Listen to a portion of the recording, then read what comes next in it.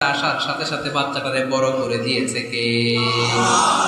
সাইয়্যিদাতুনা মারইয়াম আলাইহাস সালাম এবার বসে বললেন, বুঝতে আরম্ভ করলেন প্রেগন্যান্সির পেইন উঠেছে। হঠাৎ করে পেট থেকে বাচ্চা ভূমিষ্ঠ হয়ে যাওয়ার পরে উনি কাঁপতে আরম্ভ করলেন। ক্ষুধার চোটে খাবার কিছু নাই, সামনে ঝর্ণা, উপরে একটা খেজুর গাছ। সাইয়্যিদানা ঈসা আলাইহিস সালামকে কোলে নিয়ে মারইয়াম আলাইহাস সালাম মনে মনে ভাবে, হায় রে, কেউ যদি একটু খেজুর পেড়ে দিত, এই ক্ষুধার মুহূর্তে আমি খেজুর খেয়ে পেটের ক্ষুধা নিবারণ করতাম।